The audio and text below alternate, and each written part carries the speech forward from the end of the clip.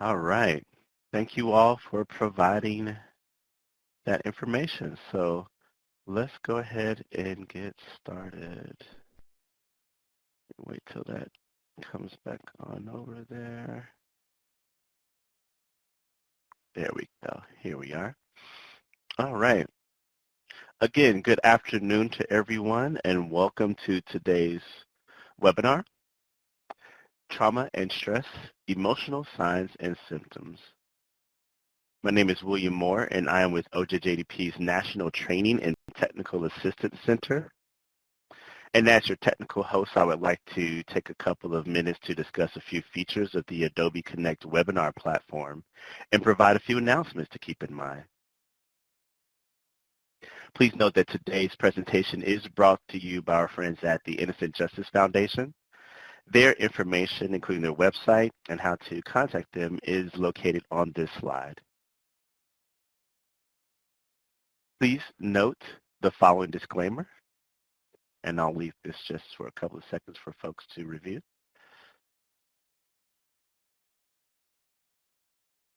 Also note that we will be recording this webinar. It will be linked to our NTTAC YouTube page. Please note that past webinar events are archived on our NTTAC YouTube page. And for individuals looking for supporting materials, please contact the OJJDP TTA Help Desk. For those wishing to download a copy of important documents and resources related to today's webinar, you may do so by locating the Handouts pod directly above the chat pod. Here, you will find the PowerPoint, presenter bios, and other important documents that will help address any technical related questions you may have.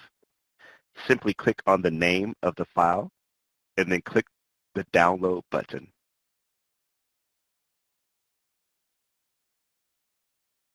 At the end of today's webinar, there will be a Q&A session where the presenters will address some of the questions posed during the presentation. Please type your question into the chat box as they arise. Now, for those of you who are joining in the group, please help us count. Go to the chat window and type in the total number of additional people in the room with you today. If you're viewing alone or by yourself, there's no need to type anything at this time. However, if you're viewing in a group with additional people, please type in the total number of additional people in the room with you today. Again, if you're viewing alone, there's no need to type anything at this time. Please note that following today's webinar, you will receive a certificate of attendance. Please note that individuals who are signed into the virtual room will receive the certificate of attendance. Those who are attending in a group who do not have individuals signed in, they will not receive a certificate. However, they can access it if you download the group validation form. Simply download the form and you will indicate the individual who joined with you for today's webinar. You can then submit that form to OJJDP@USDOJ.gov, and we will get a certificate to those additional people that were in the room with you today.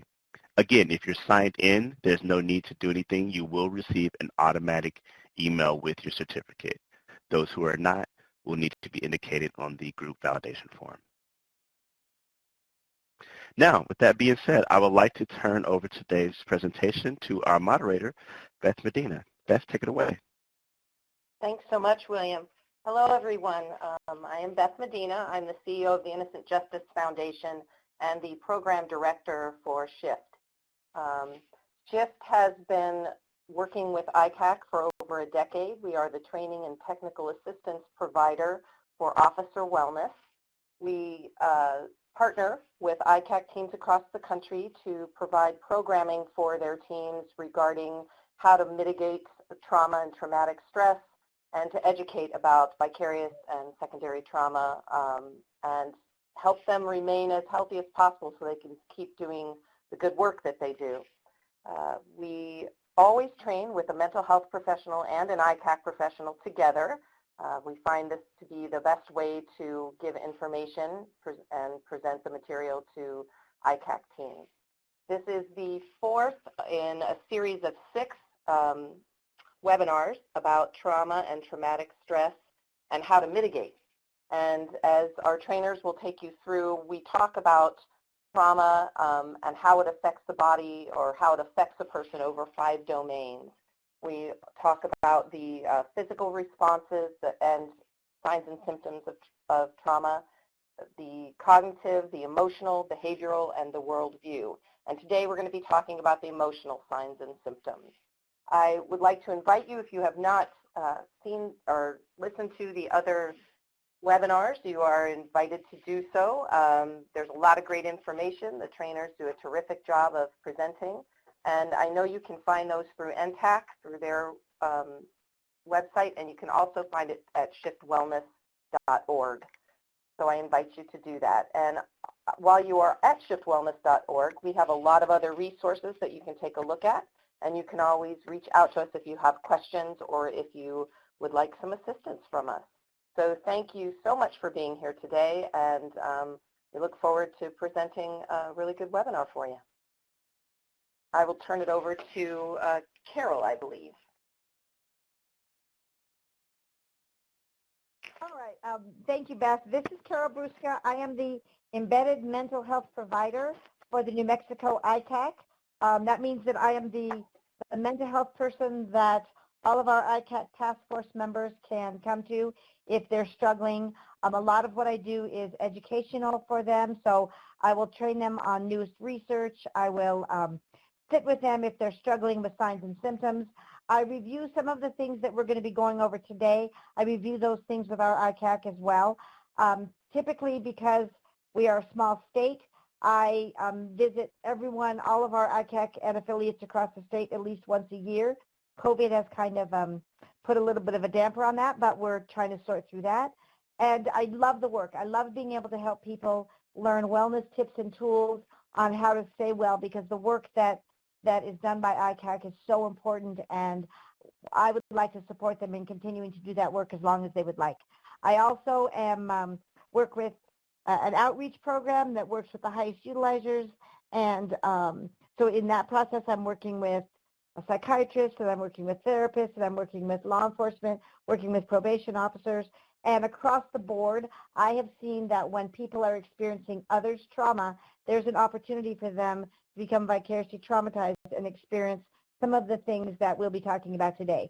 So even if you aren't working as a task force member of an ICAC, please know that the experiences that you have had by witnessing others' trauma could impact you in the same way that it could impact ICAC task force members. So hopefully you will learn something new today, and we are here to support you whatever way we can. Alan, go ahead and take it away.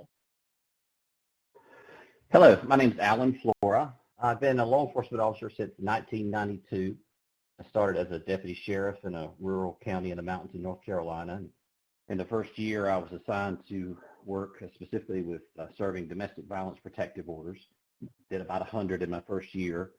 And I think doing that work led me to have a special place in my heart for people in abusive situations, and particularly women and children, which is what I dealt with the most. So throughout my career at the sheriff's office, I focused a lot on domestic disturbance issues and helping people in abusive situations. And then since 1998, I've been a special agent with the North Carolina State Bureau of Investigation, worked a variety of crimes ranging from homicides, rapes, robberies, to fire investigation. But since 2007, I've been full-time with the ICAC task force. And since 2015, I've been fortunate to be the commander and leader of the North Carolina ICAC task force. So I have a variety of law enforcement experience. In one way or another, most of it was connected to working with people in abusive situations, women, children, and others that were particularly victimized. And I think that's where my passion has been. But over time, I've also come to realize that that's taken a heavy toll on my life and the way I view things. So I became involved with the SHIFT program a few years ago, honestly, to get a better understanding of it for myself, how it affected me, and then got further involved to be able to share that information with others. And I will turn it back over to Carol, who will talk about our objectives today. Great. So what we're going to cover today is we are going to, first we're going to introduce secondary trauma and traumatic stress. So if you haven't already heard those terms or you're not familiar with that, or even if you have some level of understanding, we're going to bring that up so that we are all on the same page with what we're talking about. So that's going to be our first step. We're going to talk about how the body responds to trauma and stress. So we know that trauma impacts us on all domains, like Beth was saying, and we're going to talk about how our body responds. We're going to talk about the emotional signs, so the emotional toll that traumatic stress and vicarious trauma can have on us. And then we're going to discuss the resiliency and provide tools and techniques to cope. So we're going to tell you the bad stuff, but we're going to wind up with the good stuff and how you can walk away today feeling better than you have because you've got some tools and techniques to use.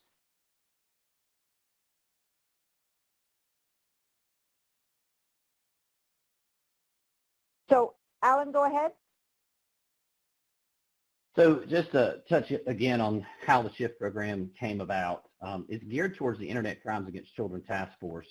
It was designed to support ICAC teams and affiliates who are chronically exposed to this material.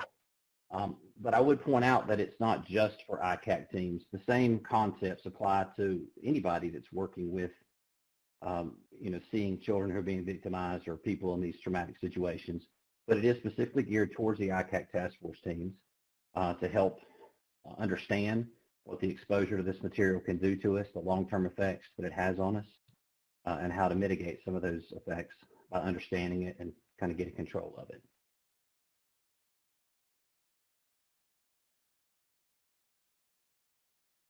Okay, so what is secondary trauma? Secondary trauma, so we're going to talk about what a fight, flight, or freeze is, and then secondary trauma.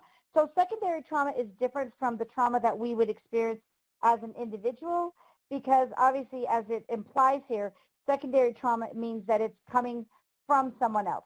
So if I experienced a trauma myself, that would be the first trauma. But if I experience someone else's trauma, and that can be through hearing the story that they've told me or witnessing the trauma that I watched on a video or that I heard on an audio or that I saw in pictures, then I can become traumatized by that. So that would be considered secondary trauma.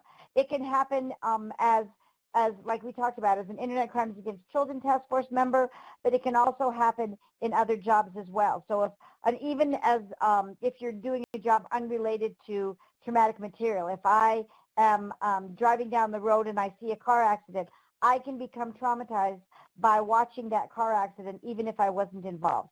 So secondary trauma really relates to someone else's trauma that we witness, and whether that's by reading about it, by seeing it, by hearing the victim tell it, or by hearing someone else tell about that trauma, and then that person's trauma sticks with us and we can become traumatized. So, and I also want to talk a little bit about fight, flight, or freeze. So with the way we respond to trauma is typically by going into fight, flight, or freeze, because what happens is when we experience trauma or witness someone else's trauma, our reptilian part of the brain, which is the very basic part of our brain that's whole purpose is to save our life, that kicks in. And when that kicks in, the whole objective is to get us out of the situation safely and alive. Our logic goes offline, our fight, flight, freeze goes online, so the whole, like I said, the whole objective is to get us out of there safely. So when we go into fight, that means our brain thinks that we can fight our way out of the situation. When we go into flight, that means our brain feels like we can't really fight, but we can run away from the situation. And then when we go into freeze, then that means that our brain thinks that this is something that we cannot manage, so we will freeze because it's so overwhelming, and fight or flight are not an option. Now, recently, we've been hearing more and more about a fourth response, which is called FAWN, F-A-W-N. It's new to our, to what we're reading. It's kind of new to the literature, so there's not a lot of research on FAWN yet. But what we do know is this oftentimes would be more familiar to someone who is a victim. So with respect to someone who is secondarily experiencing someone's trauma, we could, the experience might not be as common as it would be if we were the victim.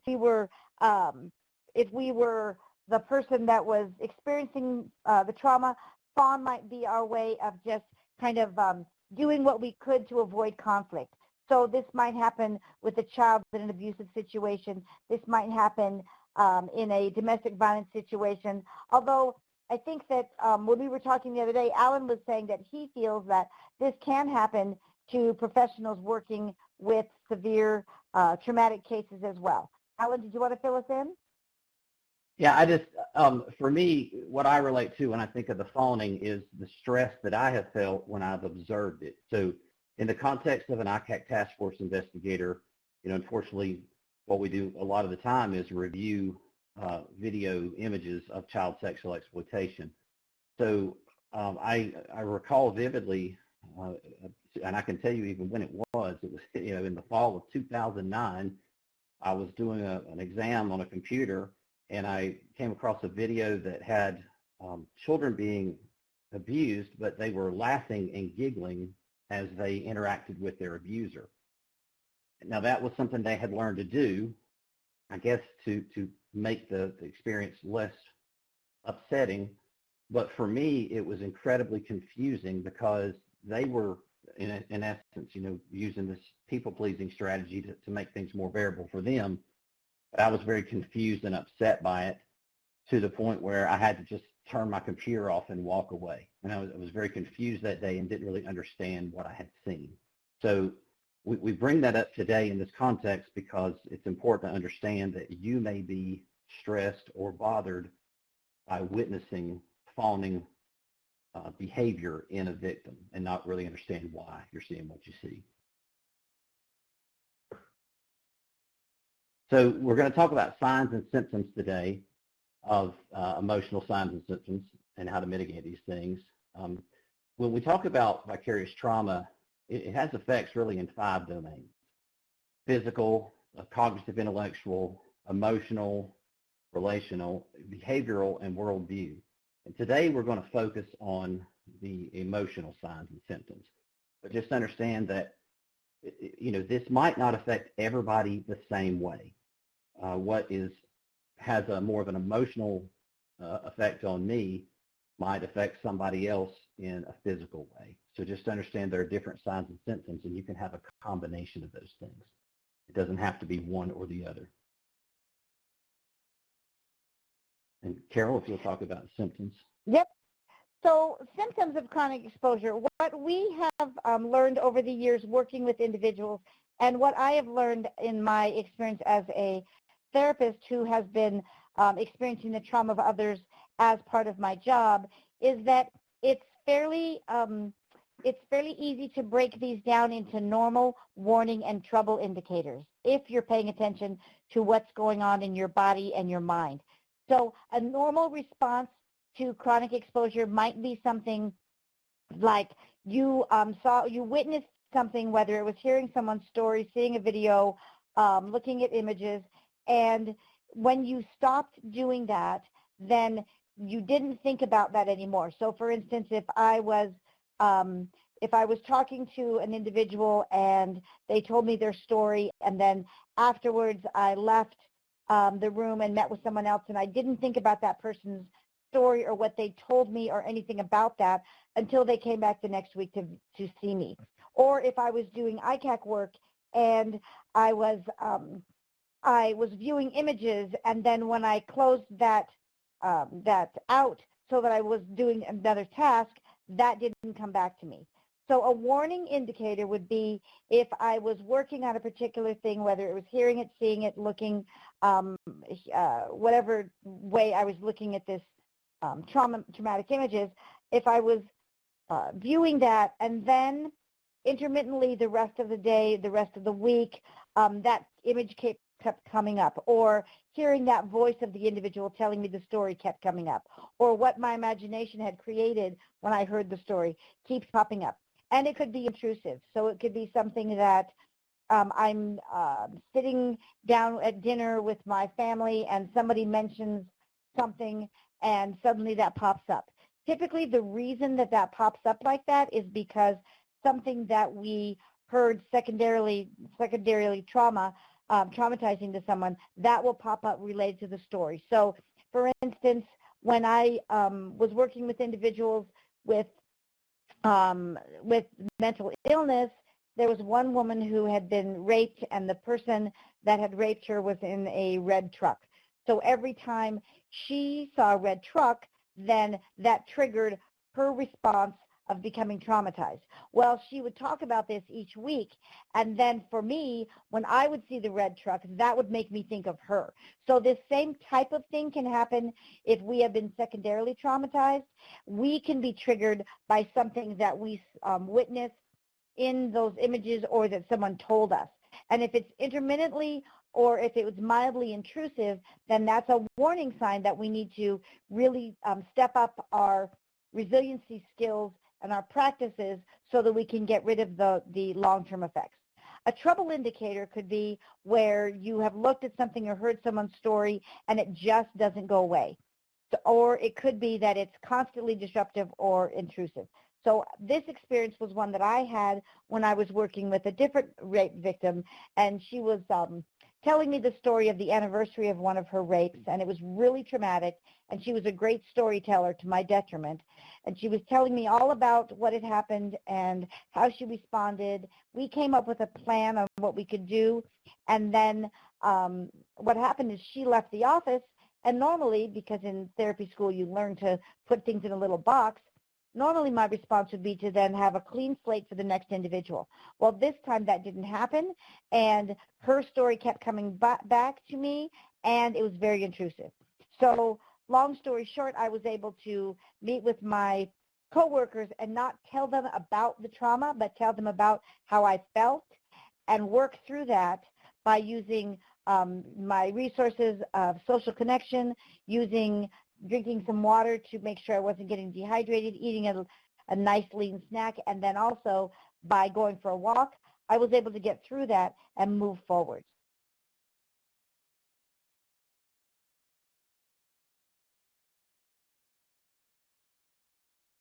So, Alan, did you want to take it away? All right, so we'll talk about some of the compounding factors. And so, it's bad enough that we deal with this trauma, but then you have other things that add to it and increase your stress levels, such as insufficient resources for ICAC teams. The most common insufficient resource I hear about is people. We don't have enough officers or agents assigned to work these cases. It is not uncommon for people at smaller agencies and even some large ones to be the sole person at their agency dealing with this. And that's honestly just not the best way to do it, but it's a fairly common thing, and that can be stressful. Compounding that also, many ICAC cases that never get investigated. Now, obviously, you want to investigate everything, but if you think in terms of the primary source of leads for ICAC teams are the cyber tips coming in from the National Center for Missing and Exploited Children.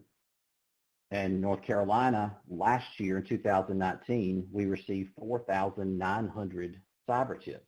That was a record, far higher than we had ever dealt with before. We didn't think it was possible to get more than that. At the midpoint this year, thanks to COVID, we are over 4,600 halfway through the year, when our 4,900 was a record. I say that just because you can't possibly get to everything. So you end up having to triage things, and you only hope that you have enough. Sorry, I lost my slide there. Oops, there we go. All right, sorry about that. Triaging cases, and ultimately that means that you're triaging victims. You have to make choices sometimes because you don't have enough people to cover it. So when you have those limits on the amount of things you can do, you're always afraid of missing a victim or missing something on a case that you triage out as being less important than the others. So overwhelmed professionals, again, there's a lack of understanding sometimes from the general public about what we do. So that can be stressful. And it's not like you can really explain everything. Sometimes you want to explain to people why you did something a certain way, but you can't do that without talking about either investigative techniques or about, without revealing something that the general public really isn't allowed to know or shouldn't know about. So you have that weighing on you. You got that responsibility on you to protect the community from somebody reoffending. There's also the daily contact with victims and offenders, which can be stressful. And then again, just that increased caseload because the numbers keep growing and you can't get to them all, and the offenses continue to be very severe. It's a lot to deal with.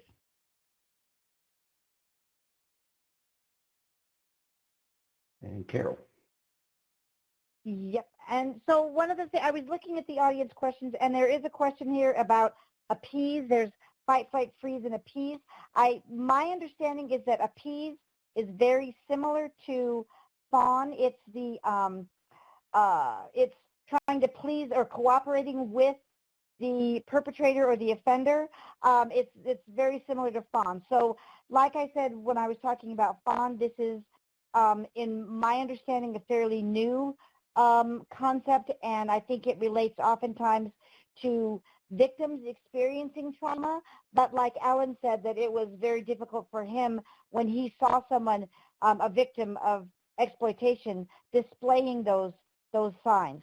So yes, I think that that with victims, that certainly could be something that does happen. I think that it would make sense that if you can't fight your way out of the situation, if you can't run away, and if the best way to get out that is by joining with your perpetrator, that would be the thing that you do, because it's a matter of life or death situation. It's a safety mechanism. So I do believe that appease or fawning is definitely something that we will be learning more about as time progresses, because I do believe that it is something that's valid. We just need to have more information so we can actually have a sense of what that's like. So the signs and symptoms today for emotional stress reactions. So when I'm thinking about signs and symptoms of emotional stress, my thoughts are that the one that comes to mind for me is lack of joy and kind of sadness. So I think that you can certainly have emotional ups and downs. That can happen. You can certainly have anger or sadness. You can have fear. You can have loss of sense of humor. All of those things can certainly happen. But I think that when I think of the signs and symptoms that I experience as an emotional reaction, that would be feeling that I've lost my sense of joy. So when it occurs to me how awful things happen to people and it makes me very sad, or when I am witnessing the trauma around me, then that can make me feel a sense of losing my sense of joy. It can also make me feel kind of guilty that my life is, in my mind, pretty good, and there's so many out there that are suffering. So those are some of the signs and symptoms that that I am familiar with respect to emotional stress. And Alan?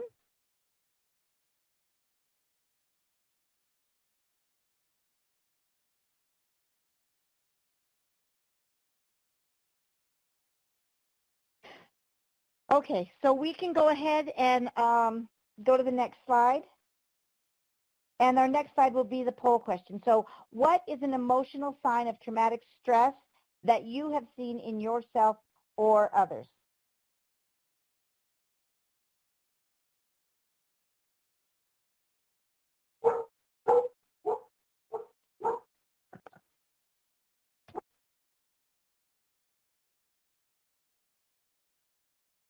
And for our audience members, you can type your question, your answers into the box here where it says type your answer.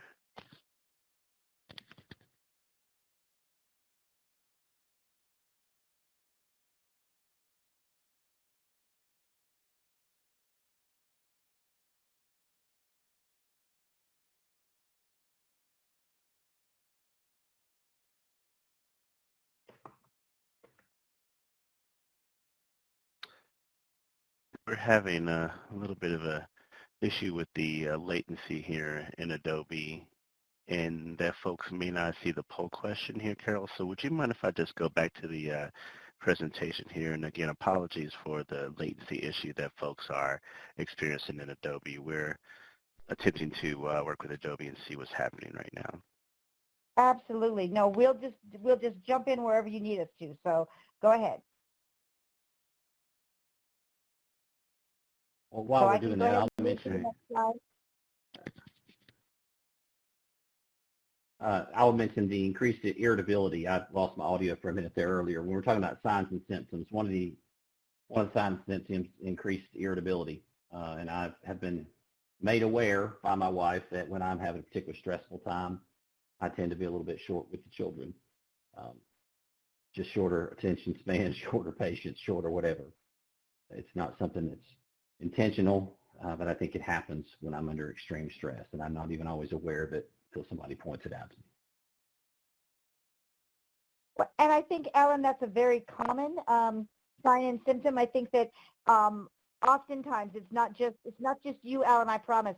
Many of us, when we start to feel stressed out or overwhelmed, or when we start to take on the trauma of someone else, our first reaction happens to be some irritability. So we can become irritable, and then oftentimes who we lash out on is our family and the people that are closest of. It's like that song, "You Always Hurt the One You Love," and unfortunately, that's the people that we normally lash out at. So you are not alone, Alan, in your feeling, but we'll give you some tools and techniques today, Alan, that can help you out.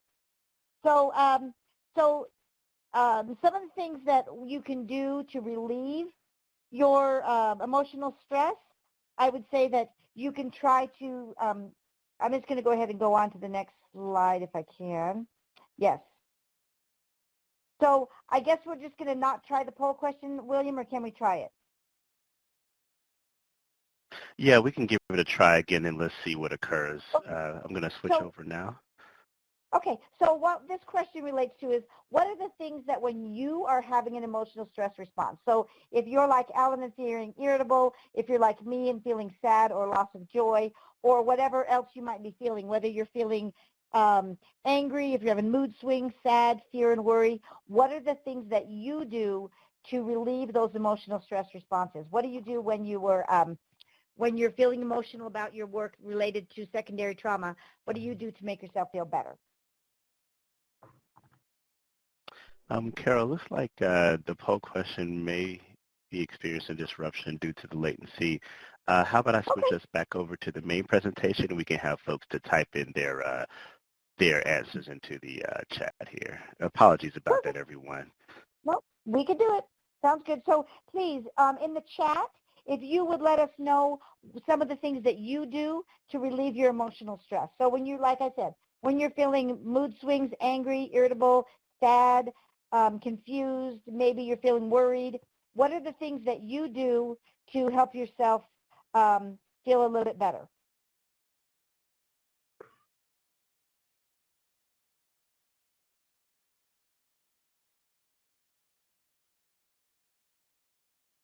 Okay. And I'm not seeing any replies yet, so I'm not sure if there are replies or they're just not popping up. So I'm just going to go ahead because it looks like there's either people are trying to respond and we're not getting those responses down, or, oh, we've got multiple. Okay, so the things that people are experiencing is brain fog, anxiety, withdrawal, disrupted sleep, changes in eating habits, and now I've lost the chat, so I'm not sure what how people are responding. So those are all what you're experiencing, and then if you could just please let us know about what you're doing as to relieve that stress. So when you're having the emotional stress symptom, for instance, when we're experiencing someone's trauma and maybe we get tearful because, like I said, we are triggered by what we're seeing and we become tearful, or maybe we become very sad because we're being triggered and it makes us very sad. Like Alan said, that we can become irritable, so we can be very mad that these kind of things are taking place, or what happens is we don't know how to manage this or put it in its place, or we don't know how to deal with it, and so we lash out and become angry. All of those things are very, very common emotional responses, and the worst part about those is they seem to take us off guard. So when we least expect it, then we, out of the blue, will feel really angry, or we'll lash out, or we'll start crying when we don't know why we're crying, or we might feel sad all of a sudden. So our day is going along just well, and then we think about something that we saw or witnessed, and then we begin to get very sad and teary. So all of those are definitely some responses that you might have. And so someone was talking about irritability and yelling. Absolutely. So you know what? Cleaning is absolutely one of the stress reduction tools that I use. For me, I see that someone was saying cleaning. Cleaning works because if it feels like the rest of my life is out of control, if I can at least control my environment, then I can have a sense of control. So disconnect and lack of emotions, that's absolutely correct. So we can, when we get to that point where our emotions are feeling overwhelmed, we can kind of disconnect, and we can then kind of numb out. So then things that used to affect us don't affect us anymore in a positive way. So if we used to go to our child's soccer games and enjoy that whole process, it could be that we no longer find joy in that. It could be that that other things are that we can yell at people, we can become sad. So some of the things that we can do to counterbalance those, and I'm seeing that someone's talking about yoga, meditation, praying, disconnecting from electronics. It could be singing. Singing is a wonderful activity because it will increase the oxytocin, which is considered the feel-good hormone. So all of those things are going to be really beneficial. Breathing techniques, so if you're doing some deep breathing, that's going to get some oxygen to your brain. It's going to take you out of fight, flight, freeze, fawn, or appease, and it's going to bring you back to the logical side of your brain to help you move forwards. Some people are talking about playing video games or swimming. I've seen some really great responses. It's really great responses on how everyone is managing their emotional stress. So meditating, jogging, yeah, great ideas. The reason that some of the things that you're talking about work is because they help us to decrease the cortisol in our system. So if you are out jogging outdoors, that's going to be beneficial because you're going to be getting rid of the cortisol, and then if you're outside jogging, you're going to be seeing the beautiful trees around you. You're going to be seeing the blue sky, hearing the birds, getting in some fresh oxygen. So all of those things are going to be beneficial. If you're doing something like cooking, again, that's going to be great because you're positively impacting your five senses. So any of those activities that you can do to pull in your five senses to counterbalance anything that might trigger you is going to be beneficial. So I see lots of people walking and exercising, which is always great. Okay, so I'm going to go ahead and great responses. Obviously, you all are doing some wonderful things. So hopefully, sounds like you're able to work through your, you've got some good skills in place. So some of the stress reduction tools that we're going to talk about is adapt. So one of the things is, how can you adapt to the situation? What can you do to the stressor that you, so then you can accept and adapt that this is that's happening. So if I have experienced some vicarious trauma, what can I do to reframe that, to adapt, to accept that that is what it is, and yet move on? So I know that the nature of my work, if I'm an ICAC worker, is to look at exploitation materials. And so how can I adapt and realize that it's going to impact me emotionally, and because I know it's going to impact me emotionally, I will have a plan in place so that I can positively impact myself, and that doesn't have a long-term effect. Also breathing, like several people said, breathing. So doing some deep belly breathing gets that oxygen to your brain. It's going to help you think more clearly. It's going to help release that cortisol. It's going to really help you move through and get you back to status quo and give you that sense of control again.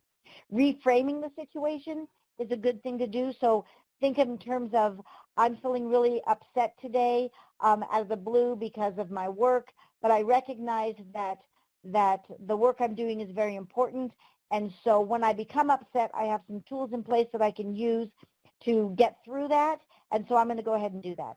And then having gratitude, having a sense of gratitude and understanding that that we have a lot to be grateful for. When we have gratitude, keeping a gratitude journal or just out loud talking about our things that we're grateful for, again, that can increase the oxytocin, which is the feel-good hormone in our body, and really it does change how we feel. So I tell people all the time, if we look at the negative side of things, then we will see the negative side of things. So if I wake up in the morning and I stub my toe and I think, wow, this is going to be a bad day, my brain is automatically going to look for bad things to happen to validate what I've seen. By that same token, if I can turn that around and I can be grateful for what I have and then look for things to validate that, then I will be having a more positive day. I'll increase my oxytocin and I can move forward. And then remember why. You know, whatever your career is, remember what inspired you to get into your work in the first place. More than likely, for the most of the people on here, it was related to doing something positive for your community. So when you're having a rough day, think about that excitement, that enthusiasm that you had for your job when you first started, and then see if you can reach back and have those same feelings and then try to move forward. So some stress reduction tools that you can use. These are some quick resets. So this will help you get your emotions back online in a very quick way. The first one is breathe in for 5 counts. So what this says is you want to take a slow, deep breath in, and then you hold it for 5 counts, and then you hold it for 5 counts, and then you exhale for 5 counts, and then you pause. And if you can do this on a regular basis, it will become a habit. And then whenever you're feeling anxious, stressed, angry, agitated, sad, you can use this as the technique for getting yourself back to reset, and then you'll feel better. So again, if you wanted to try this right now, it's just a matter of breathe in for a count of 5, hold for a count of 5, exhale, pause, and then repeat. So why does breathing help? The reason that breathing is going to help is because if you're doing deep breathing through your belly, it's going to get the oxygen where it needs to be, as opposed to thoracic breathing, which is in your upper chest. If you're doing upper chest breathing, your breathing is more shallow. You're not getting the oxygen where it needs to be. So the oxygen and carbon dioxide levels are not balanced out, and you don't get the benefits of that deep breath. And it's not calming in the way that it would be if you're doing belly breathing. So when you do breathing in your upper chest, which is very common for us to do when we're feeling anxious or nervous or angry, what's going to happen is we're going to get increase in heart rate. There's potential for dizziness, muscle tension, and other physical consequences. If we have the ability to really stop when we notice our shoulders are getting tense, or when we notice that we might be getting a little bit lightheaded, or our breathing is, our heart rate is increasing, if we can stop and breathe all the way down from the belly, use the breathing we just talked about, more oxygen is getting to your brain, and then you're going to have a decrease in the heart rate and your anxiety, which is going to bring you back to the process of being able to think clearly and get out of the current situation. I think, Alan, you had something you wanted to add?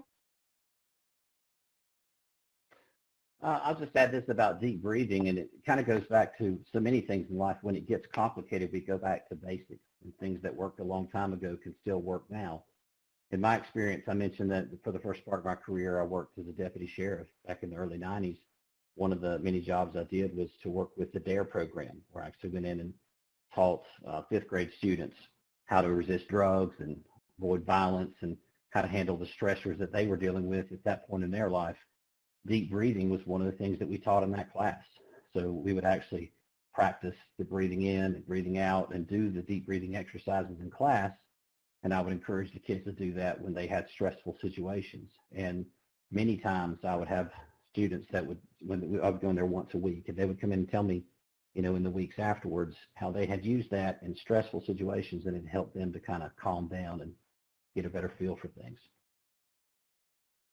And so, I mean, and that's something that we can all do. It takes no equipment. We are breathing throughout the day. There's never a time when you're not breathing. So that's a great thing to just pull in. But the key here is to make a practice of it, because if you make a practice of it, then it will be what comes to us naturally. So other stress reduction tools, reset emotions using a gratitude exercise. So the thing that's important about all of these exercises is the more we can do these together with other individuals, then we can connect with them, and we know that from the research that connecting with others is the most important thing we can do with respect to our resilience.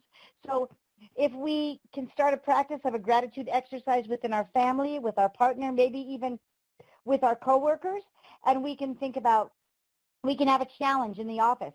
You know, everybody do an email at the end of the day. What are 3 things that went well today? Or maybe we do a challenge around the dinner table. We all sit around and talk about what are 3 things that made me smile? What are 3 things that I enjoyed? What is something that I'm looking forward to tomorrow? So if we can keep that gratitude attitude going, that can help us, again, look for the positive. And the more we can bring in our supports, whether that's our family, our friends, our coworkers, any social supports that we have, the more we can bring those in, the better it's going to be, because that connection is key for resilience. When we have that connection with others, that will remind us that we have the support, and so we don't feel like we're alone, and we feel like we can lean on someone else, and that's going to help us with our de-stressing. So why is it that gratitude helps? Well, gratitude is going to help because it's going to be, like I said previously, if we're focused on the positive, there's less opportunity to focus on the negative. And then, you know, focusing on the gratitude can lighten up parts of our brain that are associated with reward and motivation. So when we're doing that, that means that if I'm focusing on what I'm grateful for, if I'm thinking about the wonderful hug that I got from my child, if I'm thinking about I'm so grateful that I got to go to Hawaii, all of those things, those positive thoughts we can have, the thoughts of gratefulness, those will literally light up the parts of our brain associated with reward and motivation, which then encourages us to do those things again, but it also gives us a break from the stressors that we're feeling, and it gives us the opportunity to really take a step back, relax for a moment, and rethink how we're feeling. And again, feeling grateful is going to release the oxytocin. So I've talked about that several times today, that the oxytocin is the hormone that is considered the feel-good hormone. It's considered the connection hormone. So when we release oxytocin, it's one of the jobs of oxytocin is to make us reach out to someone else. So when we're feeling stressed, we want to reach out to someone else because that connection is going to support us in feeling better.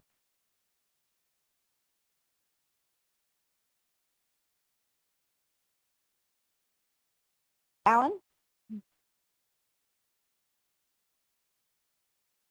Can you hear me now? Yes. Okay, so statement of purpose, basically. Sorry, our slides seem to be jumping around. Get back there. Okay, thank you.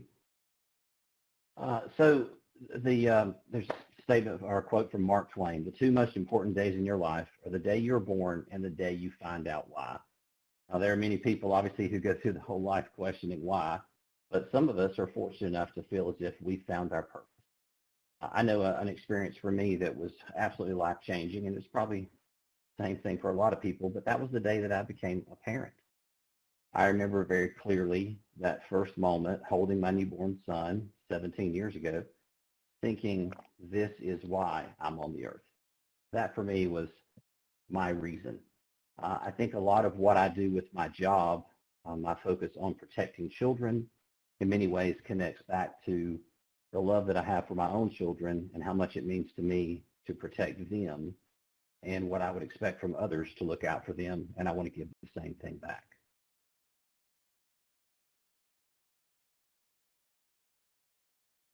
So And Carol, if you'll talk about resiliency.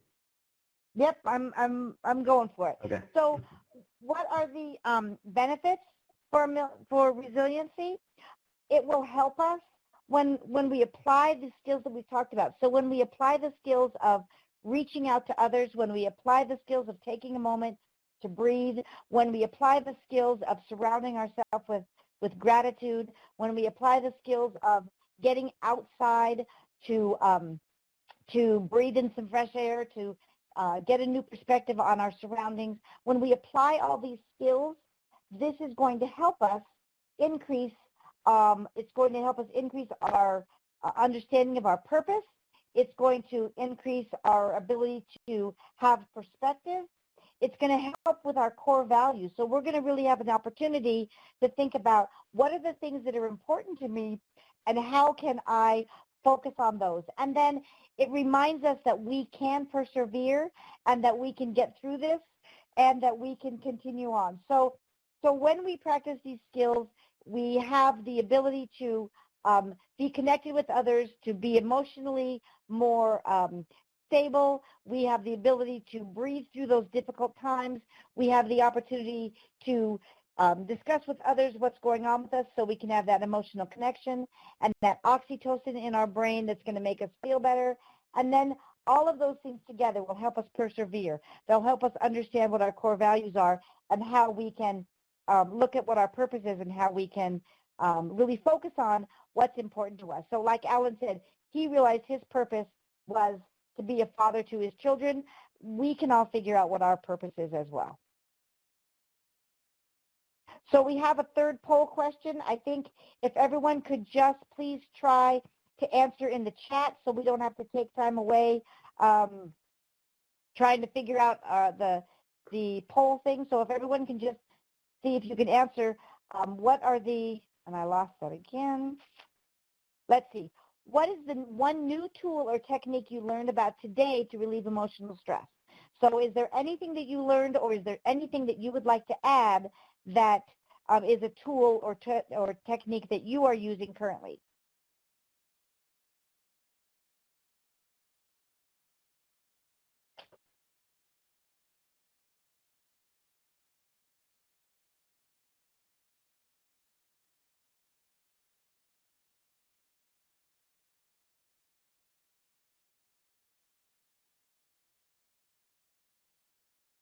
Okay, so what I hear is deep breathing.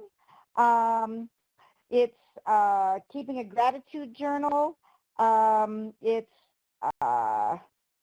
focusing. So somebody was talking about keeping a gratitude journal is really helpful for them. There's someone else that says their Apple Watch reminds them to breathe. So all of these are perfect. Someone says dumping their ideas on paper, it's releasing the stress. That's a great technique. So being able to write something down, your brain no longer has to hold it. And if your brain no longer has to hold it, then you can think about other things. So I encourage people to do that at night before they go to bed, just to write things down, to dump it from their brain. If you are have the opportunity before you go home from work, then write all those things down that you need to do for the next day, and then your brain won't have to carry that with you. So writing things down is a wonderful way to really get that out, whether it's a positive thing that you want to get out in respect to a gratitude journal, or whether it's just dumping something so your brain doesn't have to think about it. So let's see. So I'm seeing something here. Go ahead. Carol, let me add this too, and I'm kind of backtracking a little bit, but one of the things that I think has been the most helpful in my life was actually recognizing the vicarious trauma, the stress that I was dealing with. That may seem like an odd point to put at the end of the show, but I think it is important. You've got to recognize it first. If you don't do that, you can't deal with it. I know in my own life and career for many years, as I said, I focused on these jobs that, children were in danger or, domestic violence victims. I always felt like, these were the most desperate cases. These are the ones that needed me the most. So that's what I put my focus on. I think it was many years of doing that before I actually understood the effect that it was having on me. I didn't recognize that stress, so I didn't properly deal with it. It manifested in other ways. But, a huge part of managing your stress is acknowledging, accepting, admitting that you're dealing with it. Right, exactly. That's a great point, Alan. So I'm trying to see, so I'm seeing some deep breathing here, gratitude journal. You know, that someone was talking about encouraging the victim to work with to keep a journal. So yes, the journal ideas, all of the things that we're learning here are not just for you on this webinar. These are things that we can take home with us and use with our family. These are things we can use depending on what your line of business is, who you're working with. You can use these if you're a probation officer. You can use these with the individuals you're working with, or if you're working with victims, you can use these skills as well. Because, I mean, certainly all of us have the opportunity to become emotionally overwhelmed, and if we can use these skills to make things better, that will be the best thing we can do. So Sarah says about learning about yourself. So if you are a highly sensitive person, this can help you make sense of your emotional experiences. The more we have the opportunity to make sense of what we're experiencing, the better it will be with respect to being able to identify what's going on with us. And that's why I always say to people, pay attention to what's going on in your body and what's going on emotionally, because that will give you the indicators of what the next steps are. So I know we've only got about less than 5 minutes left. Does anybody have any questions about anything? Let's see if we've got, yeah, my slides aren't going forward now. So are there any questions that anybody has at all about the presentation, about anything we talked about? I know that it's been kind of wonky here, so please let us know if you have any questions. Yes. Hi, it's Beth. So maybe let's talk a little bit about why connection is so important. I think one of the points that has been brought up is that we might not often see the differences in our emotional responses personally. So can you talk about why that connection piece is so important? Because it's often the people that are closest to us that notice the changes. Absolutely. And I talked about connection, but not in that way, because yes. So absolutely. So when I was talking about connection, I talked about how important it is to have people in your life, but I didn't talk about how important it is to have them in your life, because not only are they there for you as a support, but they're also there as your guide to kind of say, you know, it seems like you're a little bit off today. It seems like you're a little bit more sad or a little bit more irritable. Like Alan said, his wife noticed that he would become irritable, so she's kind of his weather vane. So, so it's important to have that kind of relationship and that communication. And what I encourage people to do is, when you have a job that that exposes you to highly toxic relationship or highly toxic situations, whether that's ICAC or something else along that line, make sure that you sit down with those people that are close to you and get a commitment from them that you can have an open and honest conversation when they see something that's changing in you. And the reason it's important to have that conversation is because you might not notice that you're experiencing things like irritability, like mood swings, like sadness, and someone who is either working with you or living with you or close to you might see those things. And they can help to catch it in the beginning, as opposed to ignoring it and waiting until things get to the point where they're much worse for you. So have those conversations with those people that are closest to you to say, you know, let's make a commitment. And you can certainly do that with your spouse if they're not doing this type of work. Have the conversation with your spouse or your friends or your family. When I see this kind of behaviors in you, this indicates to me that there's a lot of stress going on. So how do we want to deal with that? What's the plan we're going to come up with? And how are we going to support you or support me through this situation? So coming up with that, writing it down is even better, but just having that conversation, so then there can be the ability to support you through those difficult times. Absolutely. Thank you for that, Carol. And you know, one thing we talk about a lot, and when we do our full day training with ICAC teams, is possibly choosing a code word, something that when you come home from work and you've had a really hard day, that there is some way that you can express to the people closest to you that it's been a tough day. Like for me, occasionally when my husband and I will check in together in a day, if I've had a really rough day, sometimes I will just I will text him the poop emoji just so he knows where I'm at that day, how my day has been. And so it just sort of makes the transition into our family life, and it gives him sort of a heads up so that we can help one another transition from tough days. And I think that's a great suggestion. I think that we've only got about 25 seconds, so William probably wants to jump in. But please contact us if you have any kind of questions at all. Thank you very much. Thanks for being here today. All right, great. Thanks, everyone.